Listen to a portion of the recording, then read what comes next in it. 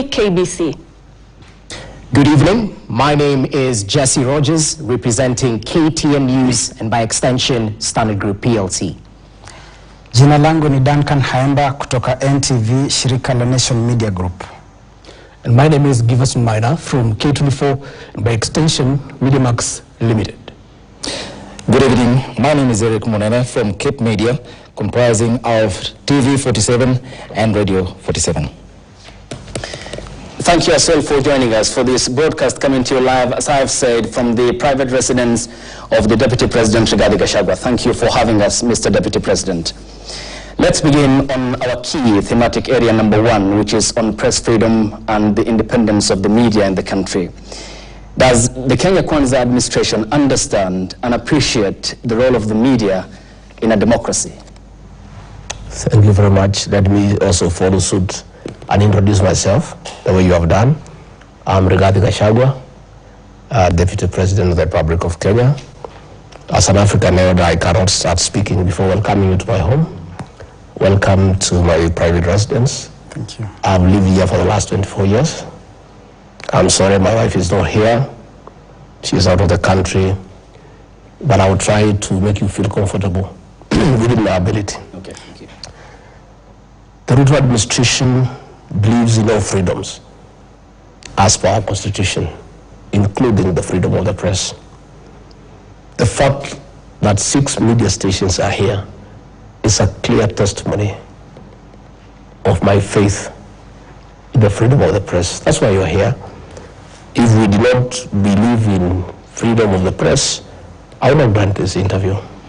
The media plays a critical role in informing and educating the people of Kenya.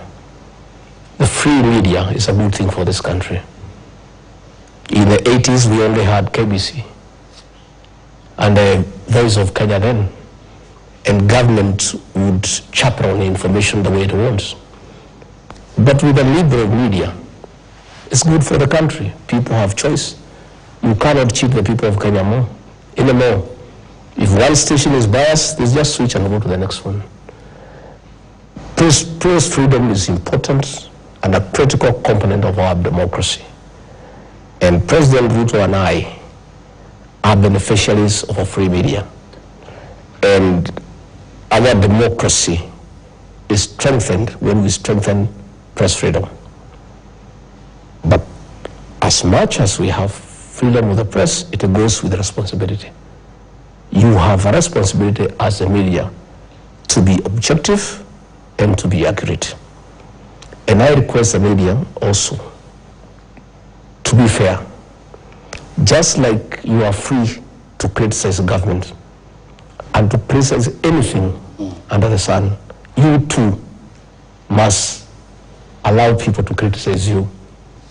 Affirm you where you do well, encourage you when you perform well, and point out where you are failing. When you are not objective, we tell you are not objective. And it's our right. We don't have to be right, by the way. It's our view. If I find a certain media station is not objective, I'll say so in broad daylight. If you find the Deputy President is out of order, you also say so. But let us not have rules for one group and not for another.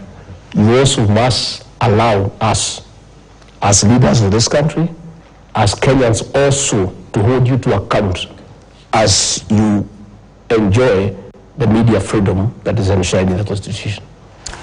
Your Excellency, Article 131 of the Constitution, Section 2, subsection E, says, "The President shall ensure the protection of human rights and fundamental freedoms and rule of law." Now, Article 34 of the Constitution is explicit on freedom of the media, which means it is guaranteed under the rights and fundamental freedoms. That is non-negotiable. Now, when you talk of that assurance, when you took oath of office on 13th of September, yes, protecting and upholding the Constitution is key among them. Yes. You are under the presidency. You are tasked to protect the freedom of the media because it's under the non-negotiable rights, Yes. rights and fundamentals. Yes. You were in Murang'a recently, Yes. and you spoke clearly Yes. that the media attempted to cross your path. You hammered them 9-0 in your own words. Yes. And said, hata hapa mbele tumeongoja mtaona. Less than 48 hours, Senate Majority Leader and Kericho Senator Aaron Cheriot took to his social media and singled out two sectors, the media and the banks, and he said a way has to be found to crush them. What does that speak when it comes to freedom of the media? What is the agenda of this administration as far as the media freedom is concerned? Absolutely. I repeat what I said in Murang'a. We hammered the media 9-0 because media was part of Azimio. And we hammered Azimio and all its affiliates, including the media. That's what I meant. And in another election, if the media is in bed with our opponents, we'll crush them, politically speaking. You remember, the media sponsored headlines against President William Ruto. The media ran fake opinion polls which were discounted on the ballot. The media had false narratives against the candidature of William Ruto and I. As late of last week, the Standard media, against all known journalistic ethics, ran a headline that Gachagua and his wife had asked for 1.5 billion. All the others, newspapers reported correctly. They went ahead to say that Gachagua had demanded for 1.5 billion, which was untrue. Gachagua does not demand for any money. The office of the Deputy President is a public office that is supposed to be funded from the public. Gachagua, the Deputy President, has a spouse, not a wife. It was a very biased piece of journalism. They went ahead to say that Gachagua demanded. The minister, former minister, had said they had requested on behalf of the Deputy President and his office. There is nowhere he talked of a demand. But the Standard newspaper, that has been very biased against our administration, went ahead to write lies to the people of Kenya. And we are saying, much as we respect the freedom of the press, when you go haywire, when you degenerate into gutter press and yellow journalism, we will call you out. Just as we respect your right to call us out. So it's a mutual relationship. And the media cannot arrogate itself the moral high ground that it can criticize others, but cannot be criticized where they go wrong. You, the media, carried fake opinion polls. The people of Kenya, on the 9th of August, put you to shame. And we kept on saying these are sponsored polls. And we called you out. We saw owners of media stations on top of a lorry, a media owner campaigning for Azimio. That is not objectivity. We had to call them out. So if you want respect, it's mutual. Be objective, observe the code of ethics, and don't be biased. Be objective. So what Senator Aaron Cheriot said is that among the people we are looking at is the media, because the way they are behaving is not right. I have seen you people, the media, when we had the previous administration and prices of food were high, you never wrote a story. Today, even when those prices have gone down, it's a headline every day. You are not objective, and that is the truth. And we shall continue. We shall continue every day. I would have been concerned if any journalist had been harmed by anybody. If you had come to this home and you are locked out, you have not been locked out. You cover the president, you cover myself, you cover all our ministers, and nobody has stopped you. But you cannot gag us from giving an opinion of what we think is your performance. That is our right as Kenyans. Much as the media freedom is enshrined in the Constitution, our freedom of speech equally is guaranteed by the very constitution. There was a journalist who was attacked in Murang'a at the your spouse's event. You've said you've not heard. There's a journalist under Nation Media Group who was attacked in Murang'a. That journalist who had a scuffle with the security personnel attacked the spouse of the deputy president has had 4 other scuffles with the security personnel along the way. That journalist comes to meetings drunk all the time. And what will happen is the security people have to do their work. If you come, you are drunk and disorderly in a meeting. Even if you are a journalist, you are not above the law. And that is not the first situation. That was the 4th. He had 3 other incidences with former deputy president, now President William Ruto. Okay. And it is his habit. Every time there is a meeting in Murang'a, he turns up drunk, becomes unruly, and the security personnel, just as the media have a job to do, okay, they also have a job to do to protect the person they have been assigned to protect. Thank you. Na Mheshimiwa Naibu wa Rais, tukisalia tu kwenye hilo swala kuhusiana na uhuru wa vyombo vya habari, unahisi ya kwamba maneno ambayo yanatumika na wale viongozi ambao wanasema ya kwamba wanahabari pengine wana kasoro fulani ni maneno ambayo yanafaa? Kwa mfano unapotumia maneno kama cartels ama hiyo kucrash, unaona ya kwamba pengine mnastahili kutumia njia gani angalau kupeleka malalamishi kwa wale ambao wanastahili? We will continue talking about cartels. We know some of the cartels even old media stations. That we know. So it is absolutely correct when the media stations try to protect the cartels, because 2 media stations are owned by the very cartels we are fighting. And we are going to fight these cartels because we have a responsibility as leaders of this country to make sure that we protect the farmers from exploitation. Okay. We make sure we protect consumers from exploitation by cartels who have been perpetuated by state capture and conflict of interest. So we know that 2 media stations are owned by the very cartels we have a problem with. Okay, but Deputy President, Excellency Gachagua, you are in a position of power as the 2nd senior most employee, and that mandate you enjoy from the people. Have you lodged complaint as per the laid down procedures, for example, institutions within the media framework? I mean, there is vagueness about people you want to name. You are saying issues of cartels, but have you followed the right procedures and channels as laid down in law? I am a leader in this country. One of my duties is to comment publicly about the issues that I think I need to comment on. I have no faith in that mechanism, because that mechanism that regulates the conduct of the media watched as the media went rogue, as the media became biased against William Ruto and I, and they never raised a finger. So asking us to go and complain to the Media Council is a waste of time, because when the media went against us, you know, bare knuckles, headline after headline, calling us thieves without evidence, calling us all sorts of names without evidence, we do not complain because it would have been a useless venture to complain. All we do ourselves are answerable to the people of Kenya, and our bosses are the people of Kenya. So what happens when we find something that we don't think is right? We tell the people of Kenya and we leave it at that. Thank you. Unfortunately, that is the rule of law. So are you saying you will disregard the rule of law? Because the rule of law says if there are issues, you follow the channel and raise with the media. Once we raise the issues to the public, we consider the matter as good as prosecuted. In fact, we have done well. That is why we are raising the issues, which means our concerns have started being addressed. You decide what to do.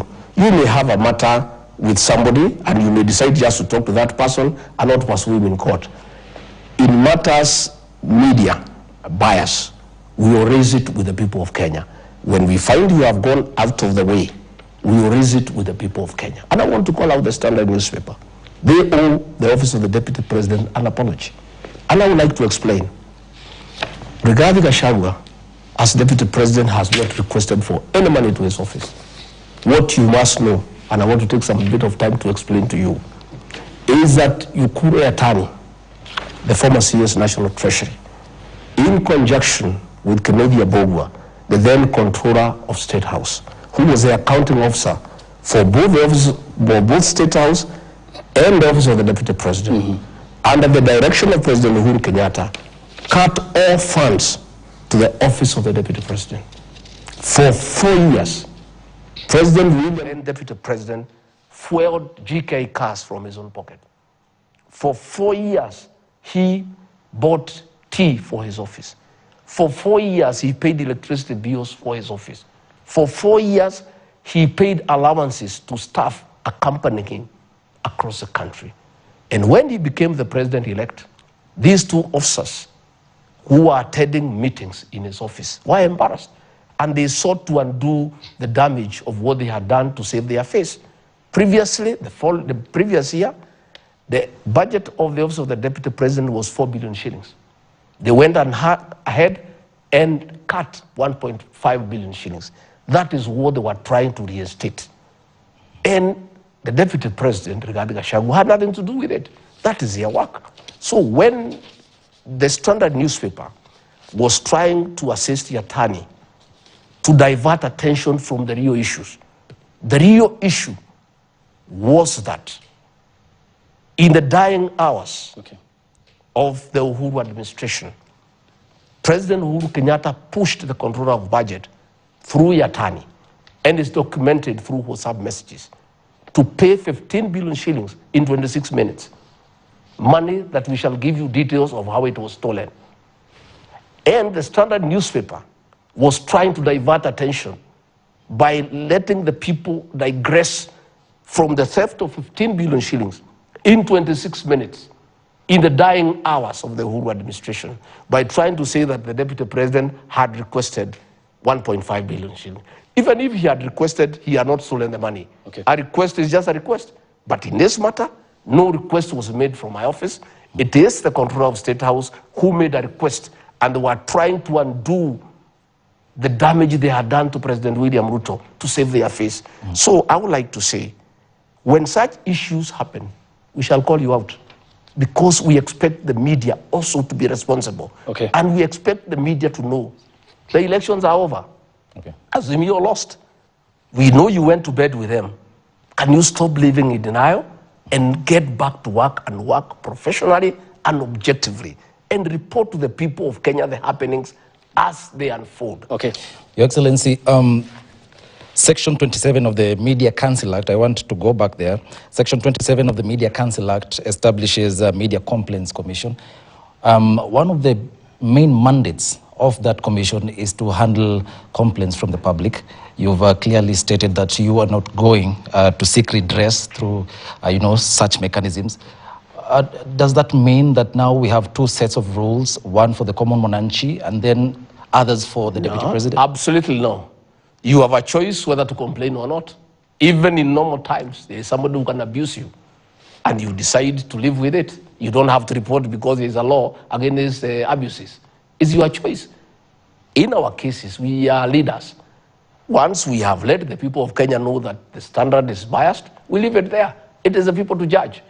And the fact that you guys now are feeling it is very good for us. It's very good for our democracy, because we are having this discussion. You expect to be biased, to be subjective, but you don't want to be questioned by anybody. Yet, every day you hold us to account. You hold everybody to account. You don't have that preserve. That is only you who can hold others to account. The media too must be held to account. And we'll call you out when you become biased, when you are not objective. We have a right as leaders, as a country, as a people, equally to call you out. Excellency, before we move to the next itemized agenda, which is on governance, one final question on this. We are a democracy, and you have stated that. You have the right to be offended and the right not to be offended in democracy, because we are a secular society. And the media professionals have largely adhered to the code of principle and ethics, which is objectivity and the right to fair coverage for all the parties.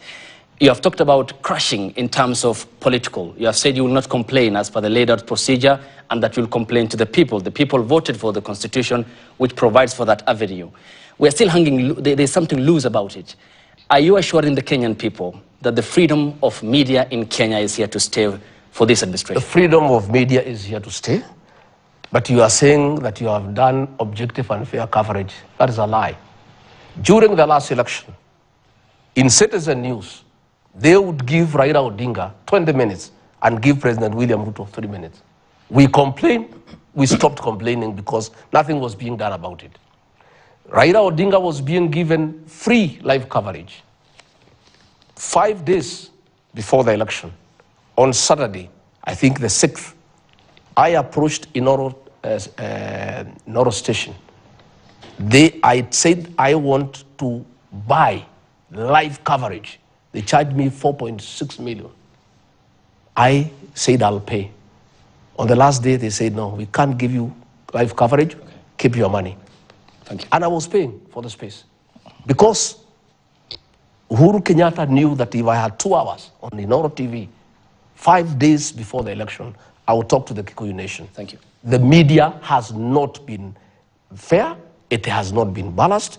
Probably now that we are having this conversation, all right, it is about time that the media consider that these airwaves that you enjoy belong to the public. Thank you. You have a responsibility to provide fair and objective coverage to all political players within the Kenyan political space. Thank you, Excellency. We now move to the next item, which is on governance and institutions underneath the Constitution, and Jesse Rogers will be taking us through that.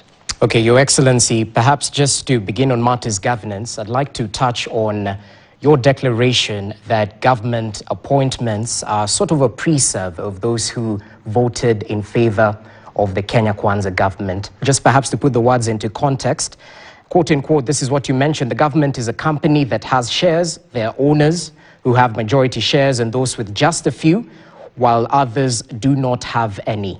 You invested in this government, you must reap.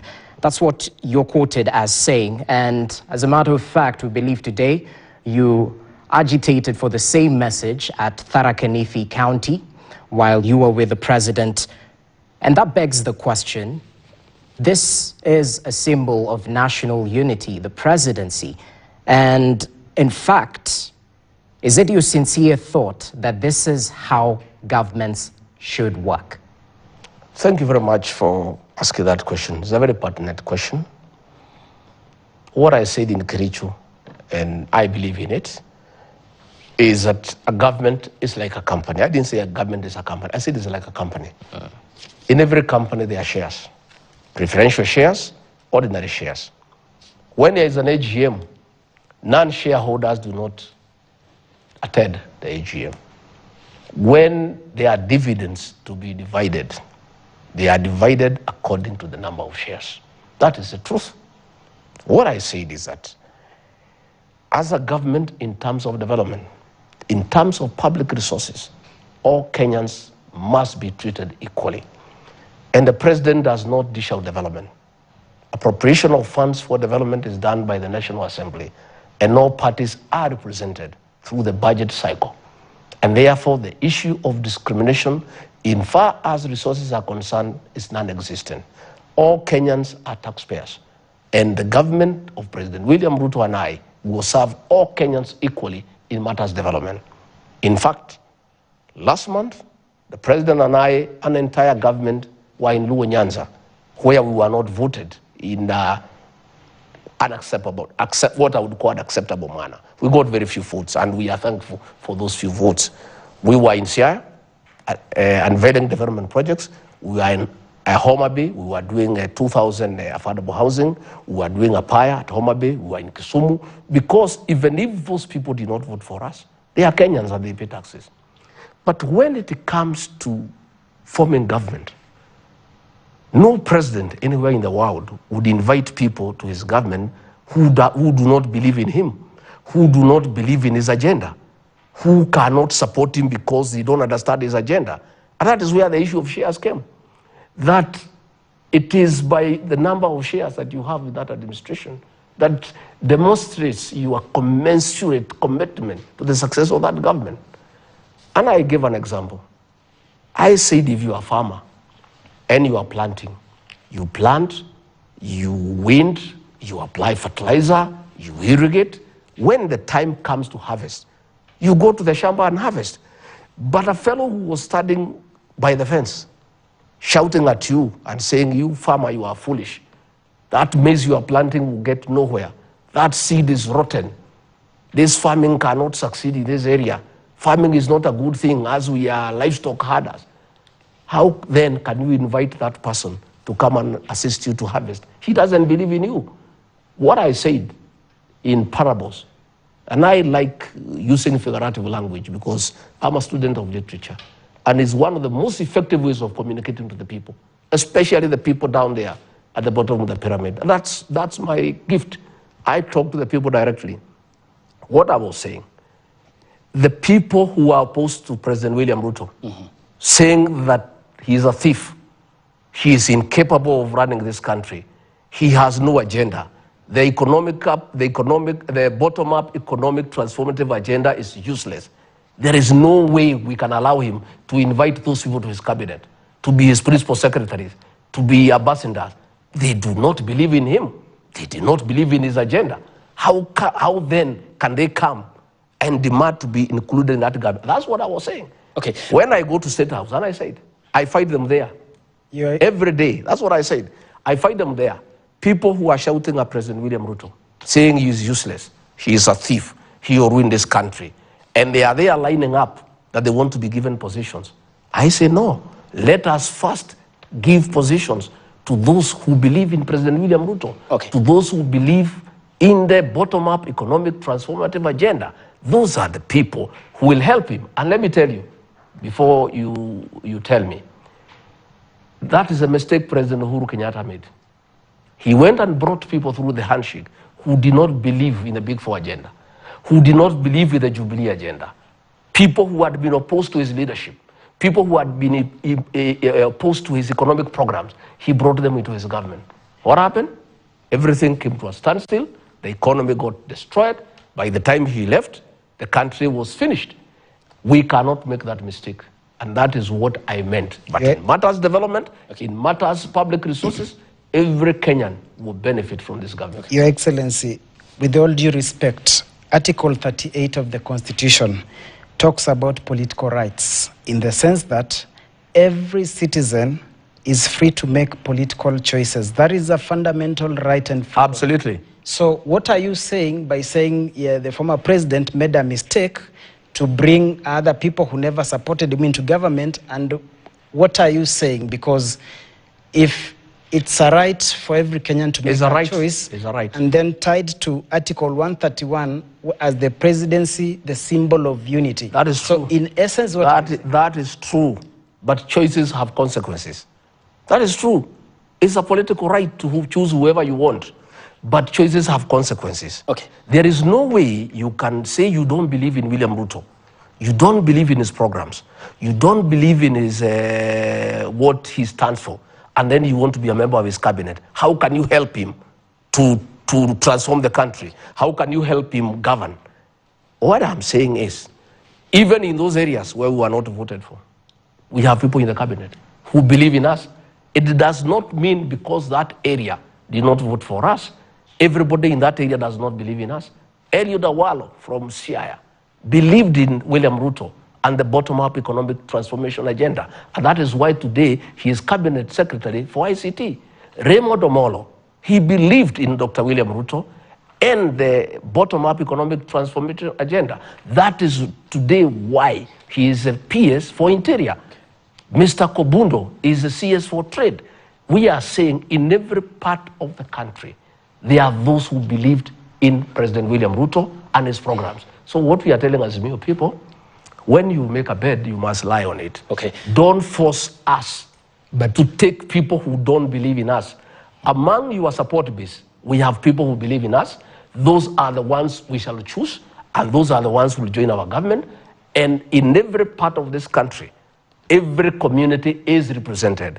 The issue we have with Azimio, they want us to bring us Azimio people in our government. But Deputy President... Because they sabotage our government the way they sabotage the Uhuru Kenyatta. We cannot agree. Deputy President, in all fairness, you know, you can say whatever you've said, but the Azimio people are not here to say they're not lining at State House for government. You will call them to ask them. But in all fairness, I'm saying, can you maybe say a few names, one or two, who are these people? I don't have to say because, let me tell you, these people, one, they say they don't recognize President William Ruto and they don't recognize his government.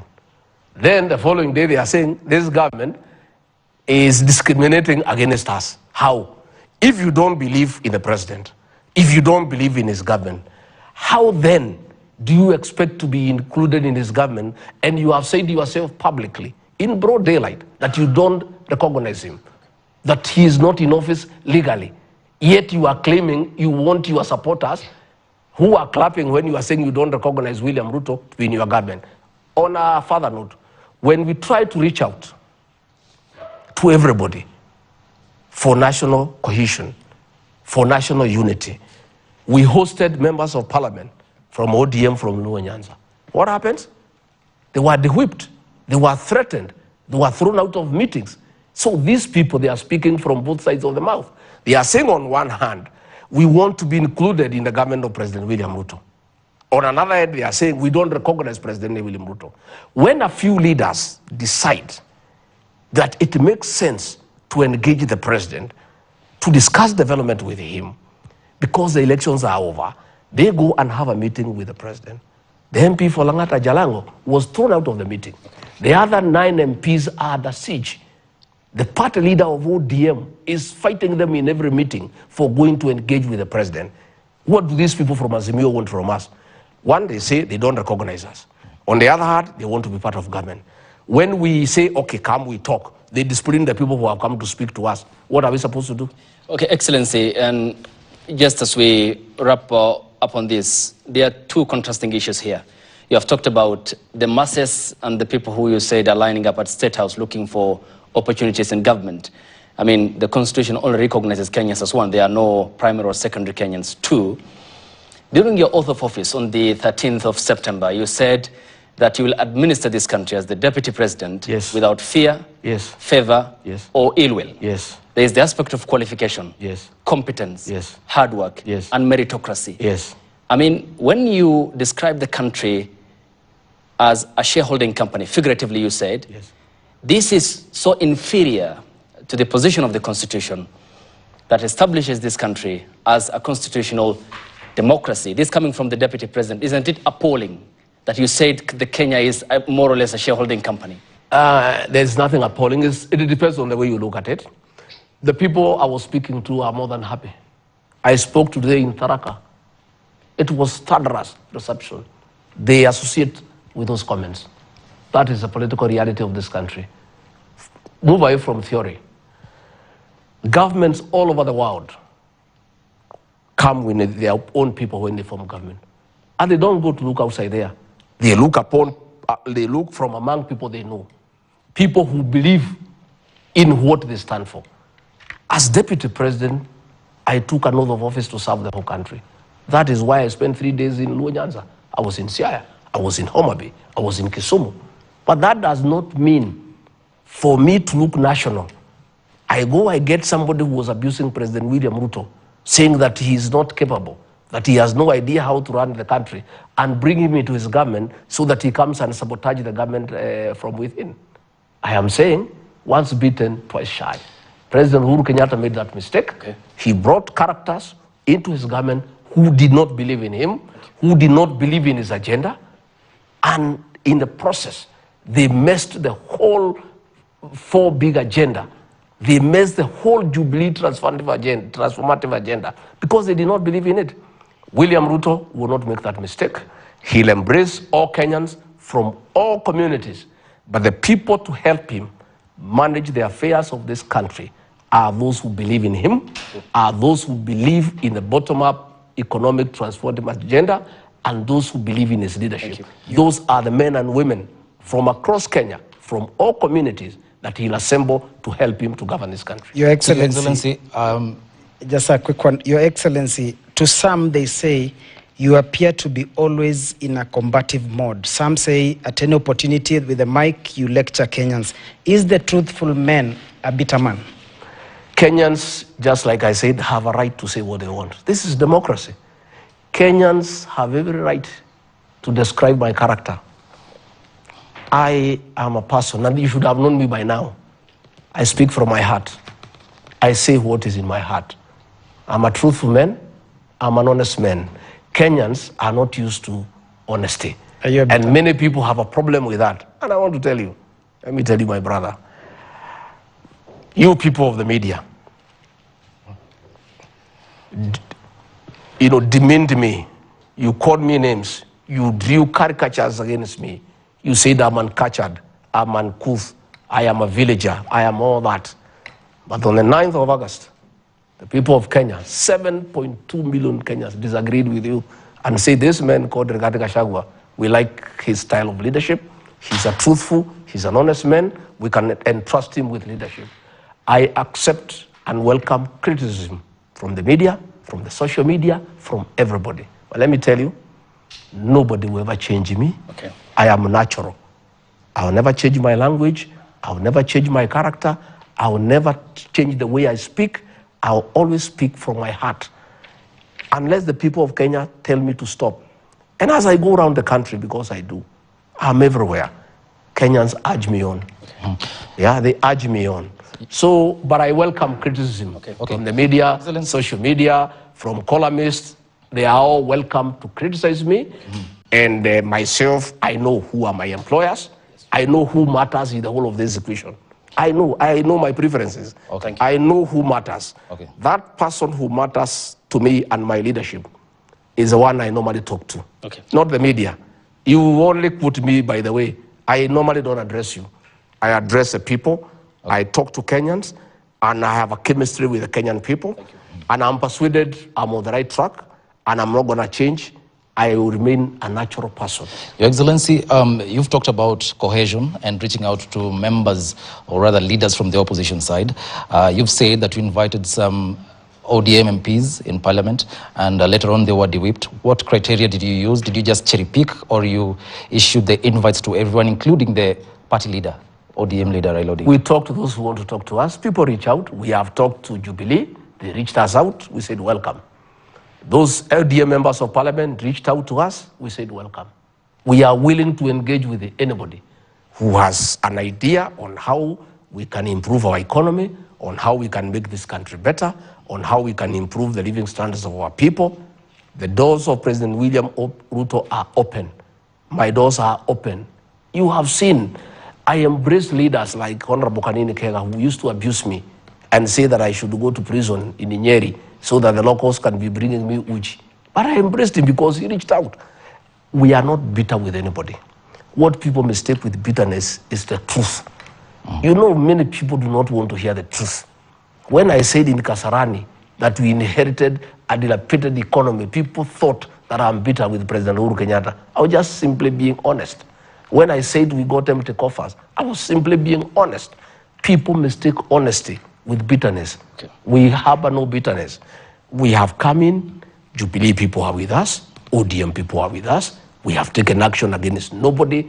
We have not used the criminal justice system to hunt anybody. We are open, we are saying come, talk, we work together, we are willing, we have no problem with anybody. Na matamshi yako kuhusiana na kukaribisha viongozi wote na ya kwamba kama serikali ya Kenya Kwanza mko tayari kuzungumza na kiongozi kutoka upande wote, na tumeshuhudia wengi wakija pale State House ambapo wamezungumza na rais. Je, ni dalili ya handshake? Na vile vile kama Kenya Kwanza unaweza ukasema sasa hivi ya kwamba hauna machungu na wale viongozi ambao wakati wa kampeni walikuwa hawaungi mkono upande wa Kenya Kwanza? I have no bitterness with anybody. Honorable Kanini Kega used all sorts of insults against me. He was instrumental in my problems. He's the one who was working with Uhuru Kenyatta to persecute me. But when he reached me out, I'm a leader, and the elections are over. I told Kanini Kega, come, we work together. I am willing to talk to anybody who wants to talk to us. And we are talking to many people. Some come during the day, others come at night, depending on how they look at things. I'll continue to talk to leaders at night. We'll continue to talk to leaders during the day. And those who are willing to talk to us, we are ready. President William Ruto and I are Christians. We are not faithful. We have no bitterness against anybody. All we are saying is that we must be truthful. If that truth cuts somebody, so be it. There's nothing we can do about it. You know, sometimes when we speak the truth, you think we are against so-and-so or we are bitter. We have no bitterness with anybody. We are good people. We've got a big heart. We want to embrace everybody. Let us come and build this country together. On that bit, Mr. Deputy President, someone would argue that you people, even after you were sworn in, you said you want a strong opposition. But here today, your party, UDA, is looking for, to cut MPs from ODM and Azimio and other parties, including Jubilee Party. Are you not weakening the same opposition? You said you want a strong opposition. We are not quoting anybody, they are quoting us. What do you want us to do when they come to us? When Jubilee MPs want to see the president, he is the president of Kenya, including those Jubilee characters, he is their president. He is the father figure of this country. When they come knocking, our doors are open. We will not lock anybody out. In fact, we believe in very strong opposition. In fact, the problems of this country began with a handshake when we killed the opposition and got involved in a mongrel of our government. You don't know who is opposition and who is government. And there was no check and balance. And theft and plunder of resources started from that day. The president has recommended to the National Assembly various amendments to the Constitution to create the office of the leader of official opposition so that whoever is there has a platform, a legal platform, to go to the National Assembly funded by the state with vehicles, with support staff, with research staffers to provide effective oversight on government. We have no intention whatsoever to muscle the opposition. We actually want to strengthen the opposition. And that's why we are saying we have no need for handshake. And by the way, there will be no handshake with anybody. If those people want to talk to us on matters development, we are ready. But them coming to join government, no. We want the opposition to remain strong. We want them to agree with our people in the National Assembly. They agree and amend the Constitution, create the office of the leader of official opposition by law so that he gets resources, so that he gets support to provide oversight of a government. A strong opposition is a good thing for any country. And we want a strong opposition. On that bit, your new SecGen of UDA, Cleophas Malala, is on record saying that you as a party, UDA, you want other parties, affiliate parties in Kenya Kwanza to fold. Do you still hold that thought? That even ANC, the other parties, including PA, including Ford Kenya, do you still want them to fold? That is UDA. That is Marara's idea of making UDA as a strong party. Cleo Marara is a very energetic young leader, and I really have a lot of time for him. When President William Ruto and I and our National Executive Council decided to pick him to be the Secretary General of UDA, is because we really appreciated his qualities, his energy, his passion and vigor. And that is what we need for a party. Probably his style is a little bit different. I have discussed with him. We don't want to coerce anybody to fold up. That is not necessary. He can make an invitation for people to fold up and join UDA. They don't have to. And we are happy the way we are in Kenya Kwanza. We are happy with the existing framework. But if along the way, the constituent parties consider it desirable to fold up and join UDA, so be it. If they want to remain independent within the Kenya Kwanza framework, so be it. Okay. So it was just Malala's way of bringing energy into the party. And the president and I have told him to proceed, to market the party, to make it very vigorous, to make it very, very active. But we don't want to coerce anybody. Anybody, if ANC wants to come and fold up, fair enough. If they don't want, fair enough. We just proceed. Okay, Excellency. Before we proceed to the next topic, which is of concern to the Kenyan people, the cost of living and the economy, which Eric will be starting us off. One final question on governance. And one of the premise upon which your government was formed, and you told the Kenyan people this is a listening government, is the aspect of the rule of law and constitutionalism. You were recently in Nakuru County in defiance of a court order. Why? I was not in defiance of any court order because none had been served on me. Okay, let me just cut you. This was in relation to the recalling of Peter Mwanzo, the former Nakuru County commander, who was in Nakuru County to Vigilance House. And you said you went there knowingly that these people are not going anywhere. That's what you said. I quote you verbatim. I've come here with iron sheets, food, and 10,000 for each of the family evicted. The county commander has been removed. Two quick questions there. Why did you defy a court order? And was the former county commander recalled to Vigilance House by that directive that you made in Nakuru County? I did not defy any court order because none was served on me. You defy a court order if it has been served on you. Let me say the following. We are a country of the rule of law. We are a country that obeys court orders.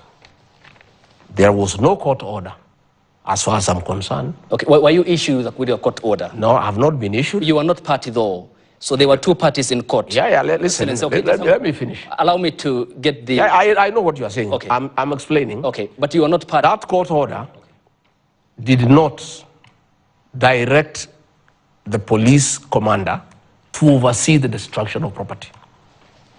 That court order did not direct the police commander to oversee brutal eviction of children and women.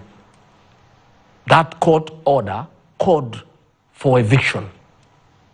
It did not call for brutal eviction of children and women. It did not call for destruction of property. What we have told police, and I want to repeat here for the record, if there is a court order asking police to provide security for eviction, that order should be obeyed.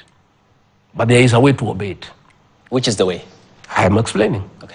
You table that order before the county security intelligence team to discuss the manner of eviction. One, to ensure there is no eviction done at night. There will be no night eviction in this country as long as William Ruto is president. Why do you want to evict people at night? So that you steal their property, so that there is no accountability, you rape women, you rape children. There is nobody in this country, as long as William Ruto is president, no police officer anywhere in this country will oversee an eviction at night. That is one. That eviction was done at night. As a signal had been issued when President William Ruto came to office by the Inspector General of Police, directing all police commanders in Kenya that there shall never be a night eviction. That is why we removed him. During the night, property belonging to those poor men was stolen. Women were raped. Property was destroyed. I am Deputy President of William Ruto. I cannot sit in Nairobi when an overzealous police officer, using police officers paid by the public, using guns owned by the people by the taxpayers, using ammunition, go and oversee a brutal eviction in the middle of the night against helpless women and children. That will not happen. Number two, the police in that county committee on security and intelligence, a discussion will be arrived at on how to evict people in an orderly manner so that people are not brutalized. We have come from a government, the government that was there, the Uhuru administration, that was heartless, that brutalized its own citizens under the supervision of police.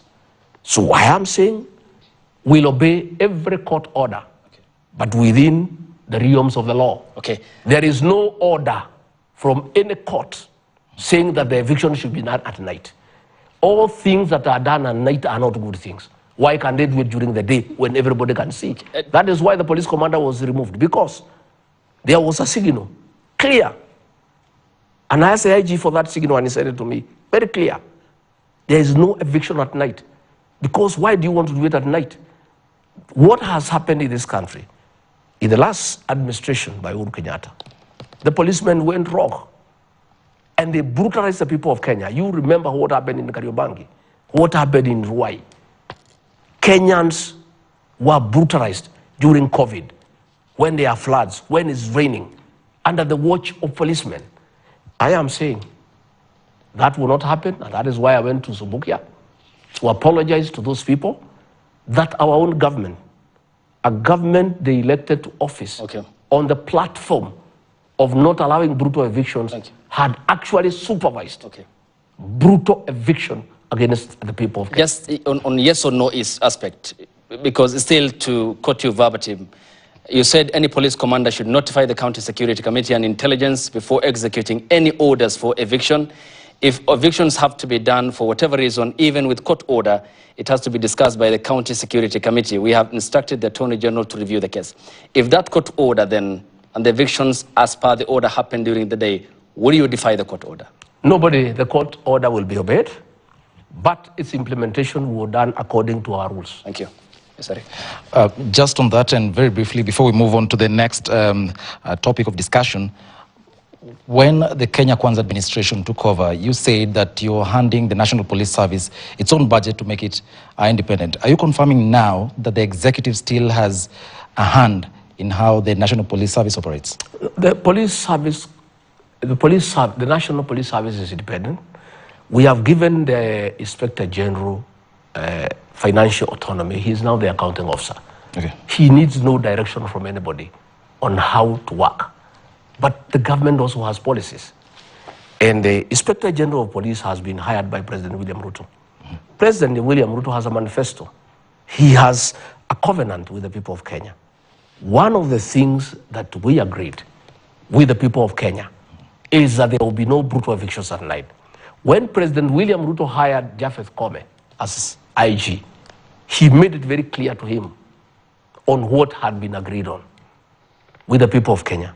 And before he took the job, he agreed that the policies that had been agreed on in matters policing will be observed. Okay. And let me tell you, we have a very, very professional Inspector General of Police, Japheth Koome. We have a very professional CS for Interior, Professor Kindiki. Other than that one isolated incident, we have not had any other. And that is very good. Okay. You know, since we came in, today is 6 months, since we were sworn in. 7 months. On the 13th. I think it's 6. We were sworn in on 13th of September. 13th September. So I think it's 6 months today. We have not had any violation of what we agreed with the Inspector General of Police. And I'm very happy myself. Even when I discussed with the IG on that issue, he dealt with it very fast. And action was taken and things have been normalized. Thank you. We do not interfere with the way police carry out their operations, but there are certain policies that were a covenant between the people of Kenya and President William Ruto. And all those who have given jobs must adhere to those policies. Fair enough, sir. Let's talk about the cost of living. And one of the things that we have to talk about is the cost of power. And I want to quote the chair of the Presidential Council of Economic Advisors, that is David D. I believe that his position is the official government of Kenya position. Using his verified Twitter handle, he said on power bills, we have two choices: costly power available 24/7 or cheap power available a few hours a day like South Africa. And he went ahead to say, if you care to peruse our manifesto, you would have noted that cheap power does not feature in our pledges on electricity. But your manifesto actually had promised to lower the cost of electricity in a 3-point plan. Referencing that tweet by Devin D, I have two questions. When should Kenyans expect the cost of electricity to be lowered? And two, is the government planning to introduce power rationing? First and foremost, David D is an advisor to the president. He does not pronounce policy. Public policy is pronounced by the president, the deputy president, and the respective cabinet secretary. So I would not want to go into that as far as I'm concerned. If that pronouncement came from the CS Davis Churchill, I'll be able to talk on it. I want to say that the government is concerned about the cost of power. And a lot of things are happening behind the scenes. We are having a problem because of the prolonging drought and the effects of climate change and 5 failed consecutive seasons. All electricity generated through hydro, there's a problem. And in another 2-3 weeks, we'll have a very serious shortage. So the idea has been to expand to geothermal, solar energy, and wind energy, progressively in terms of long-term solutions. Because like the independent power producers are very expensive because they use diesel, and diesel is very, even in your own home, you have a standby generator, you know how expensive it is. So the government is well sized that the issue of cost of power is affecting the economy badly because it brings up the cost of manufacturing, and that cost of manufacturing due to cost of power is passed to the consumer.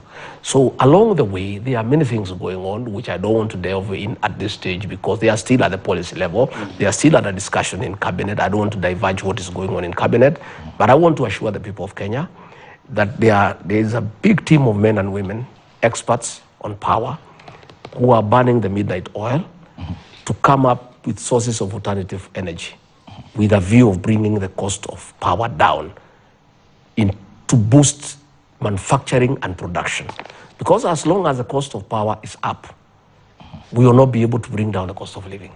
So it is something that there is a team of men and women who are working day and night, and in the next several weeks, there will be a policy pronouncement on that aspect of what the government intends to do to bring down the cost of power. Is rationing an option on the table? I can't say at this stage. I am hoping we'll not get a South African state where we have to ration. Okay. I hope we'll not be able to get there. I was in South Africa in December, and it's not a very decent way of life. But I am saying that discussion is going on. We need to appraise the situation. What are the water levels? What is the amount of power we can get from the hydro dams? What is it that we can get from geothermal? What is it we can get from solar? What is it we can get from wind? What is it that we can get from across the country, against our overall requirement? And then decisions will be made depending on the deficit. Okay.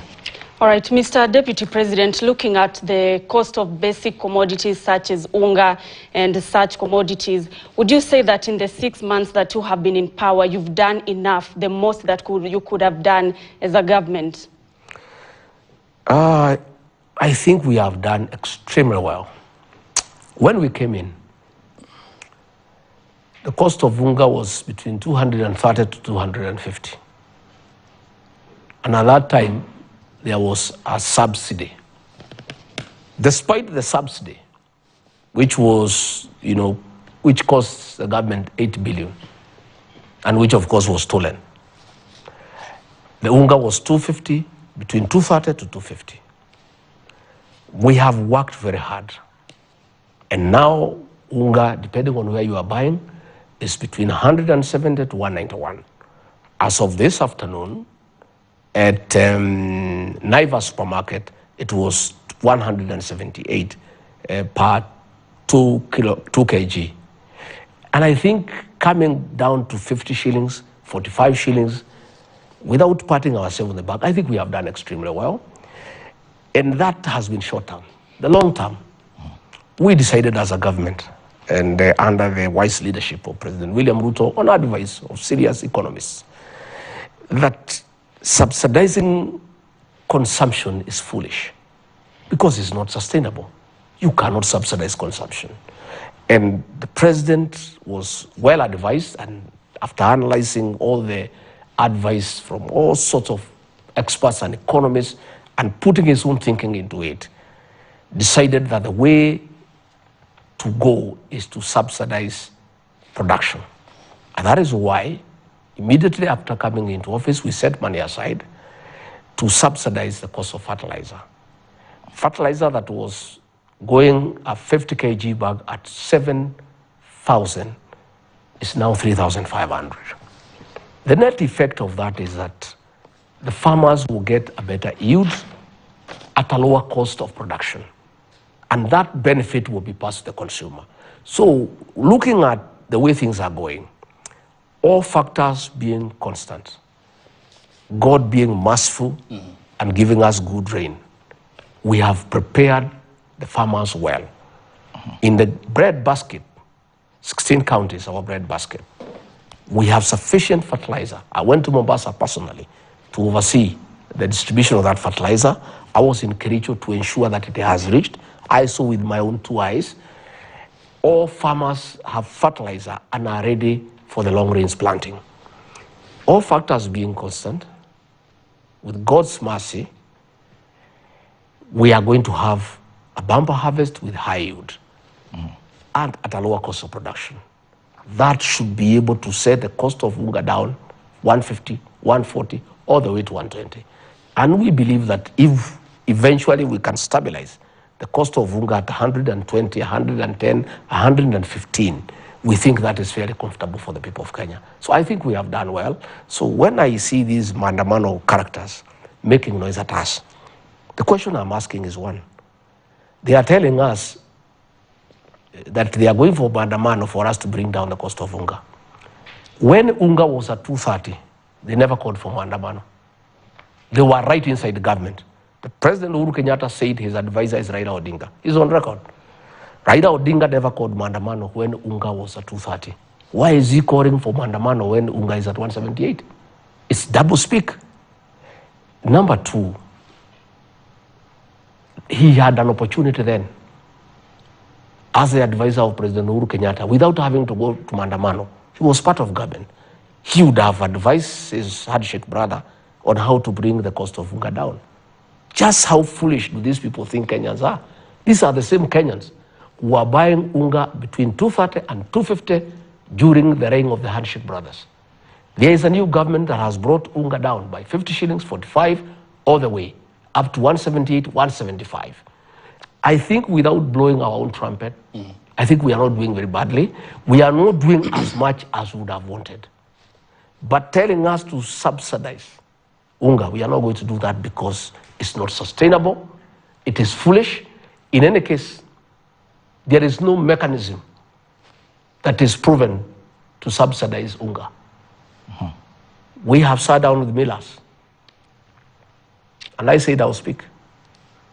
4 billion shillings were released from the National Treasury to subsidize unga. We went throughout this country, and I want to challenge the people of Kenya. No Kenyan anywhere saw a packet of unga at 100 shillings. Those millers are demanding money from us. They only received 1.7 billion, 2.3 billion shillings was stolen. They are saying they did not receive the money, and the money left the National Treasury. We are saying why these people are calling for maandamano to return the unga subsidy is because the network of stealing that money for unga subsidy belongs to them. So they want us to release another 2 billion, which the National Assembly has refused. Deputy President, you had a strategy to reduce the cost of specifically maize. Yes. In January, President William Ruto is on record in Eldoret saying your government has a strategy to import cheap maize, free duty maize, by end of February. And even the CS for Agriculture, Medical and Turi, including Moses Kuria of Trade, they're on record saying it. But now, after the end of, we are now in March, there's no importation of cheap maize. Kenyans were waiting for this. Yes. Where is the maize? It's good you have asked that question. The maize is not available anywhere in the world. The CS for Agriculture and the PS, the Honorable Mithika Linturi, were in Zambia, which produces maize, and there's no maize available.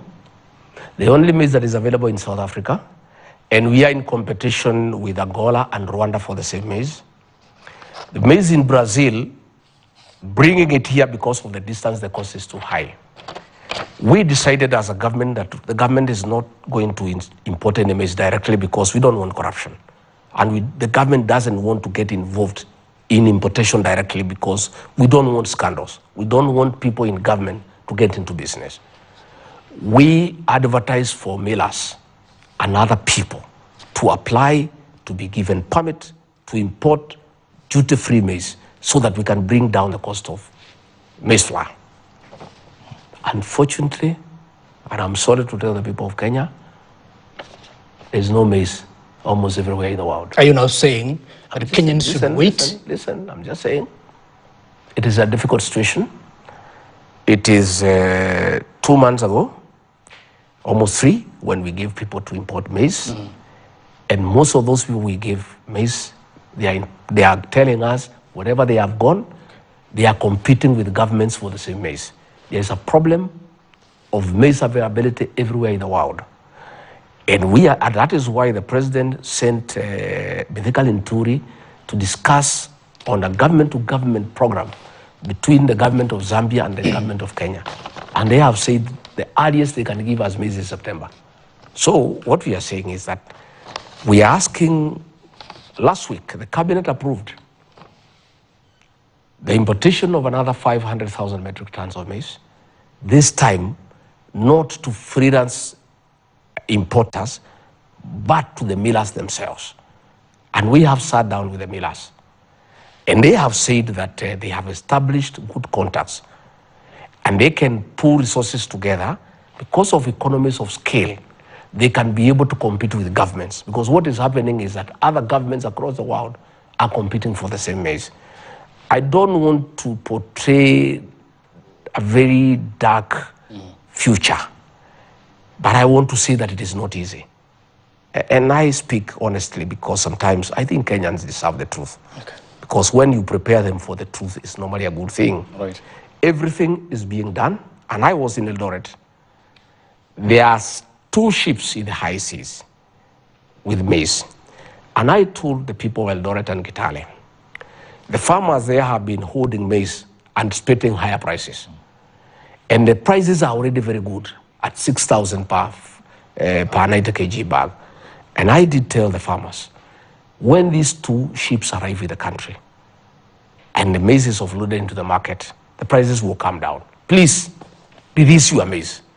If the farmers in our breadbasket counties, the 16 of them, agree to release the maize that they have, if they can be patriotic Kenyans, to understand that people of Kenya need food, and the maize they are holding is making the prices go up, if they can agree as early as tomorrow to release the maize that they are holding into the market, the prices of unga will come down even to 140.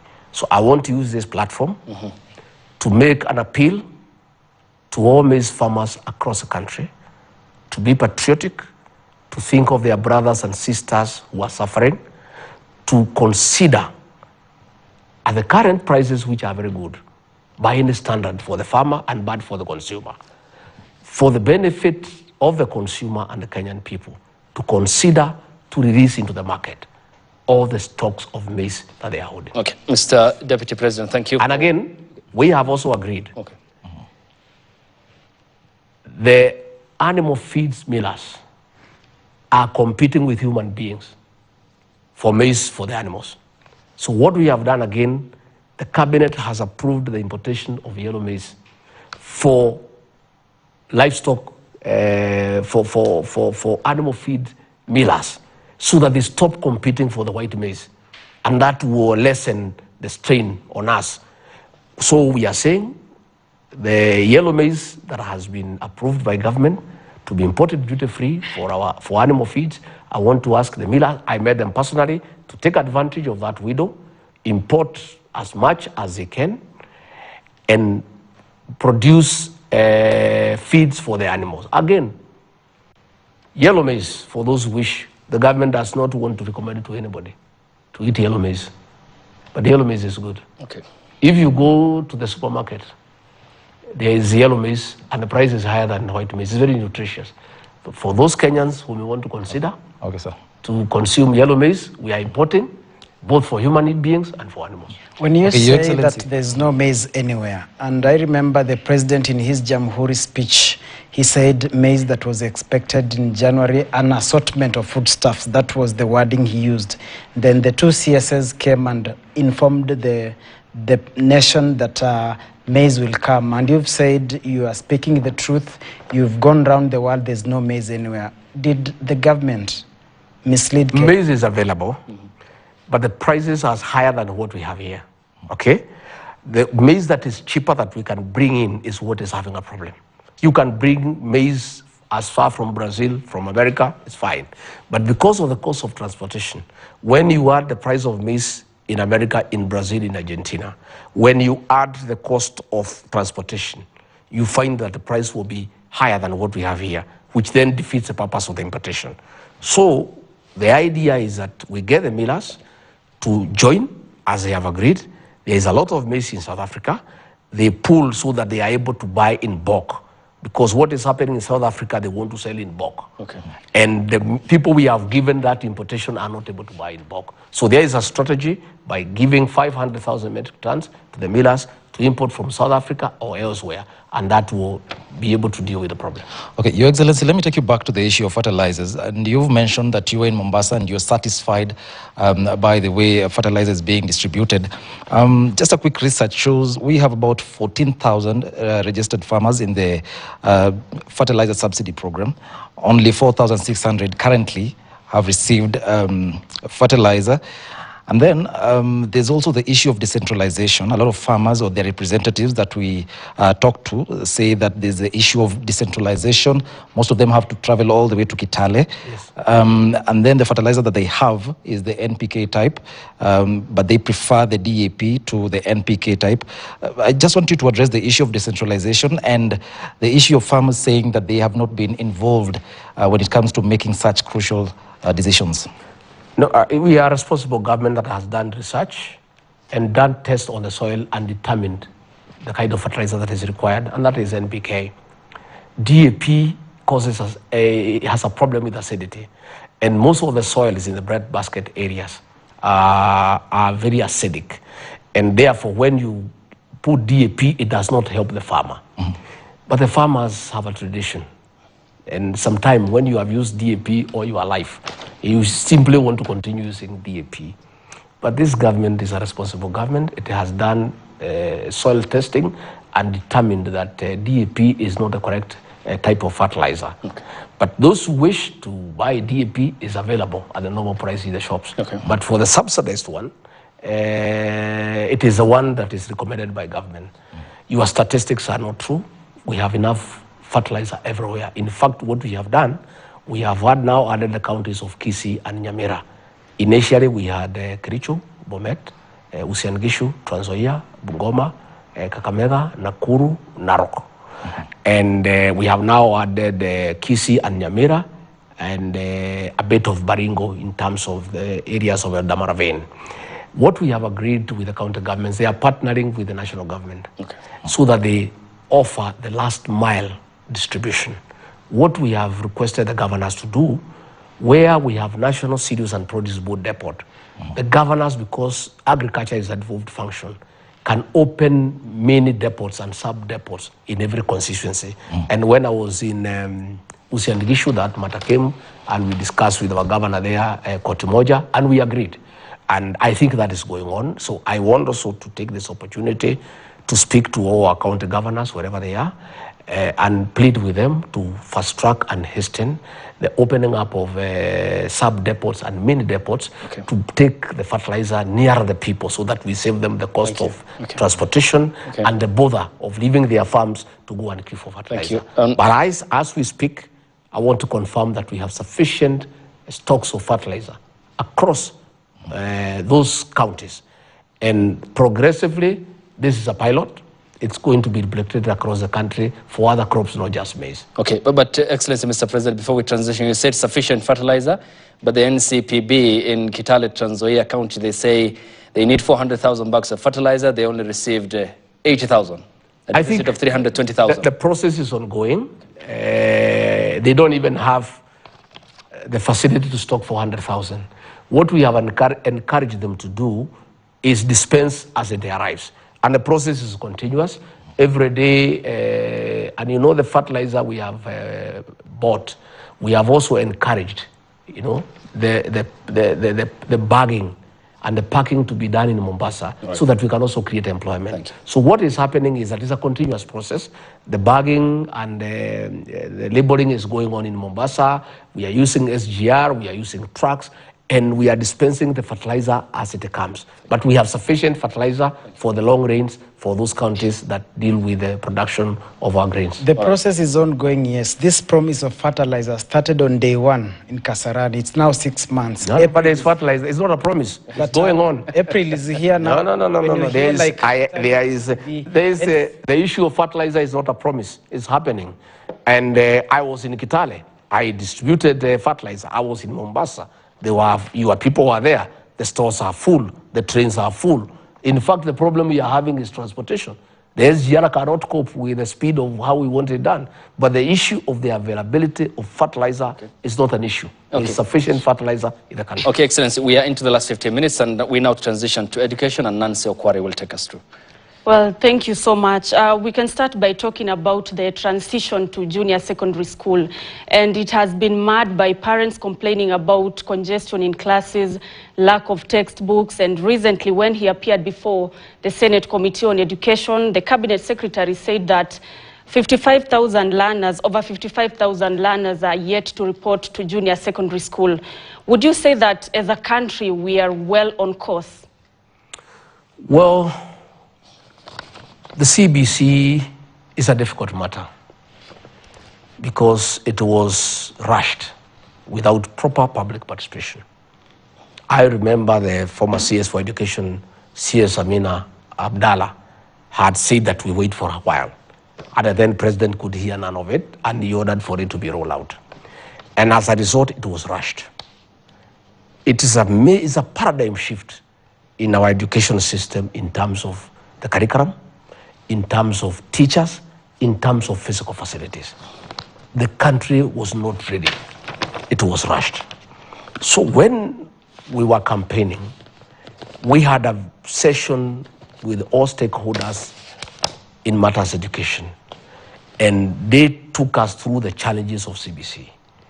And on assuming office, the first month, President William Ruto established the Presidential Working Party on Educational Reforms. That party, led by Professor Raphael Munavu, has traveled the breadth and width of this country and talked to stakeholders, pupils, teachers, parents, educationists, private owners of schools, and they are in the last stage of compiling a report. But they did submit an interim report to the president because we needed to make certain decisions. Because, you know, there was an exam for the pupils in Standard 6, and they needed to know what is their future. And the report that came to the president, and the president concurred, the recommendation by the people of Kenya through the Presidential Working Party on Educational Reforms was that junior secondary school be domiciled in primary schools. And that decision has been made. Already, there is a crisis. The crisis would have been tenfold had we proceeded on the initial plan of those young boys and girls going to secondary school. Already the parents are having a challenge, even affording the school uniform for the junior secondary school. And the president has directed the Minister for Education to make sure that no child is barred from going to class on an account of not having a uniform for the junior secondary school. So I want to say that there are good elements in CBC, but there is quite a number of issues that require serious reform. So we have agreed as a government, we are not doing away with CBC, but there is going to be tremendous reform. And the situation we are in, it is because the previous administration did not have respect for public participation. They dictated a system without talking to the stakeholders. They needed to talk to the teachers. They needed to talk to the parents. They needed to talk to the educationists. And now what has happened is that they have been spoken to, and they have given their views on how to make this system work. We are waiting for the final report, which will be ready before the end of this month, on the various recommendations on how to reform CBC and other reforms in the educational sector, including training, including universities. You know, we have a big challenge in our universities where they are not able to sustain their activities because of lack of funds from the National Treasury. There are various reforms that will be initiated on how we handle our universities. There will be reforms on the TVET sector. So the whole thing, the Presidential Working Party on educational reforms will come up with a holistic recommendation on how to re-engineer the whole educational sector for the purpose of our children and for prosperity, for the years ahead. Okay, and Excellency Deputy President, when we talk about CBC, there is the pivotal question of teachers, and we are talking about 116,000 deficit at the moment in the country. Yes. there is the position of the chief administrative position, secretaries in the country. Let's go hypothetical by the number that the former president appointed, 29. You will require 2 billion to maintain all the CASs who will be appointed, though this is not envisioned in the constitution. Why then not refocus this priority? Because this money can employ 5,714 teachers and also employ the 4,000 unemployed doctors in the country. I mean, talking about in the midst of austerity. Why do you need the CAS position, for example? Well, to start with, in matters teachers, there is a very big gap the way you have said. In 6 months, the Ruto administration has done something that has never been done in the history of this country. We have employed 35,000 teachers so that we can start bridging the gap. Next year, we'll do another 35,000. We had initially wanted to do it in 2 years, 116,000. It was in our plan. But on reaching here where we are, and looking at the economy and the performance of the economy, we found that we cannot fill the gap in 2 years. It needs to be spread across 5 years. But we have started somewhere. We have now rolled out the employment of 35,000 teachers, and that will really be a big relief to our schools. On the issue of saying that if we don't appoint the CSs, then it can go to the teachers. The same argument would, why don't you do away with the deputy president so that we can employ the teachers? I don't think that argument will hold.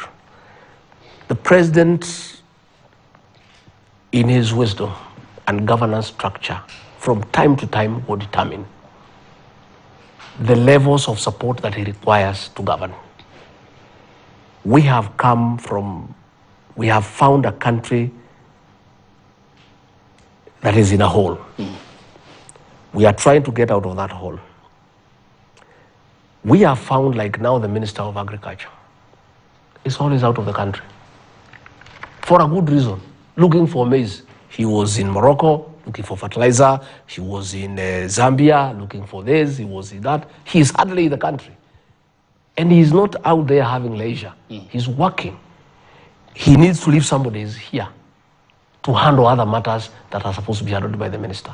Because the PS is there. Okay. He is the accounting officer of the ministry. But at the policy level, there is a gap. I was looking for CS Linturi last week. I was going to the agricultural show in Eldoret. And he was not here. He was in some country where the president had sent him. If there was a CAS, that is a person I would have gone to the Eldoret show, so that he can make whatever policy pronouncements that he needs to make as a minister there. But I had to recall Inturi from wherever he was. He stopped what he was doing to come back so that we go for the show. Because what happens when you go to meet farmers, when you go to meet exhibitors, there are certain issues that will be raised that needs the minister to be there to make an answer. So, from where I sit, listening to the president, assisting him in the management of the affairs of this country, chairing the cabinet committees, there's a gap. There's a serious gap. And we need another level of helpers to enable us execute our mandate. And the president and I and the rest of us are persuaded that the costs, the benefit of having the CSs will outweigh the cost to it. Okay. So that we have another level. And you see, even previously, during those years, there was a minister, there was an assistant minister. When the minister is not there, the assistant minister will go to parliament and answer questions. We are reaching a place where we are getting stuck because, you know, as a country, we have agreed that the model of development is PPP, public-private partnership. We have a lot of work to do to engage with investors across the world. This means that the cabinet secretaries at their level needs to travel to enter into agreements with various countries, with various investors. And what happens when they are not there? There is a gap. So in the next few days, the president will name the CSs, And by the way, it's a recommendation by the Public Service Commission. And those people will go to Parliament, they'll be vetted. Then they'll come and add value to the government by assisting the cabinet secretaries and by filling that gap where we are getting caught up in situations that are not very neat in terms of service delivery. Thank you. We have under 10 minutes to go, and we have a serious issue insofar as our security is concerned. We have woken up to a serious declaration by the CS, and then the announcement that in 7 months, 135 Kenyans have died, including 20 security officers. In 1 week alone, Samburu West, areas of Malaso, Pura, and Kurkuru, a dozen killed. 6 people killed in Tot Marakwet. At the time, we have a multi-agency operation on the ground. Is this war winnable, or it's just another, for lack of a better word, waste of time and resources? How do you reconcile the fact that we have a very serious operation ongoing and people are dying? And starting tomorrow morning, there are areas that civilians have been ordered to vacate, meaning that it is another humanitarian crisis. What are the measures to handle this crisis? And yes, did the government think through this humanitarian crisis that will emanate from tomorrow 8:30? Thank you very much. I, Rigathi Gachagua, come from a security background. I have, for 15 years, been involved in matter security.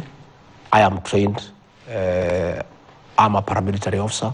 I'm trained in weapon handling, in basic combat skills. I understand this topic. President William Ruto has made a decision, and I support him 100%, that this cattle rustling and banditry menace and the nonsense around it must come to an end. It's a difficult decision. It has to be done. There is a lot of impunity in the North Rift and other areas that are prone to security challenges. What has happened is that previously, anytime an operation is ordered, previous leaders have taken political considerations and stopped the operations. When leaders make noise, because of the elections, they stop the operations.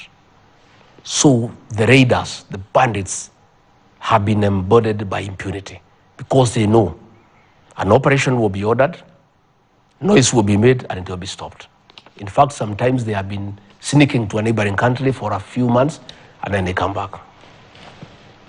I want to tell the people of Kenya, this operation will go on for 1 month, 6 months, 1 year, 2 years, 3 years, 5 years, whatever it takes until sanity is restored in the North Rift. What has happened is that when we ordered this operation, and the president asked the military to come in to support the IG, and I really want to thank and commend Professor Kithure Kindiki for his leadership in this matter. He's a cool guy. Many people had demeaned him because of his size and height, and he doesn't shout too much and doesn't have too much bravado.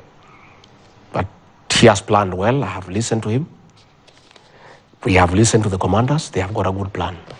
What has happened is that these bandits in Suguta Valley and other gorges are using women and children as a human shield so that they can stop the security officers from carrying out their work. An order has been given, all those areas where the bandits are, for people to leave, the women and the children, and they have been given a deadline. Those who don't leave, I'm sorry. I'm sorry. They have to leave. These bandits cannot hold the government at ransom anymore. Thank you. We are tired. This matter must be sorted out once and for all, and we are not going to allow criminals and bandits to use women and children as human shield. An ultimatum has been given. We are going to send people with planes and megaphones and ask the women and the children to leave and leave us to face with the bandits. We are willing to have an engagement with them one-to-one. Thank you. If the bandits want to leave too, they can leave. Okay. But we're asking the bodies to ask their women and children to leave those areas. Thank you. And then we can have one-to-one engagement. But this government is a government that will sort out that nonsense once and for all. Thank you, Your Excellency. At the best interest of time, we have to leave it there. Many thanks for your hospitality, and we thank you for heeding our invitation to talk to the Kenyan people on vast array of issues. Of course, because of their extensive nature, they can't be done within the time frame allocated always on television, but we appreciate your company and your availability, and we look forward to many more engagements. Asante sana. Thank you very much, ladies and gentlemen. And this is not right. You are not gender sensitive. Next time you have an interview with me, if you are not gender sensitive, I will not allow you in, even if you accuse me of not respecting press freedom. I think you guys have been criticizing us. Thank you. For the two-third gender rule. Asante. And here you are practicing discrimination. But I want to thank you for the interview. Okay. And we respect press freedom. Yes. And we ask you to be objective. Well, that is be fair. The surety that Kenyans are waiting for. Asante sana. Thank you so much. Tunanso Kware, my colleague from the Kenya Broadcasting Corporation, Jesse Rogers from KTN News and Standard Group Limited by extension, Duncan Haimba from Nation Media Group, NTV, that is Giverson Minor from K24 and MediaMax, and Eric Monene from TV47 and Radio 47 as well, set for launch tomorrow. And thank you to Your Excellency for your time and company. Thank you to you too, the Kenyan people, for watching. We aspire to be objective, professional, as we are your avenues for getting information from Kenya and across the world. And we aspire and pledge to hold those in power to account, since all power and sovereignty belongs to you, the Kenyan people. Thank you for watching, and have a good evening.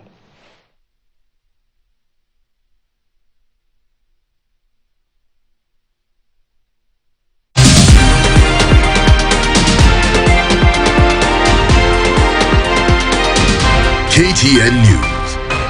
Get the whole story.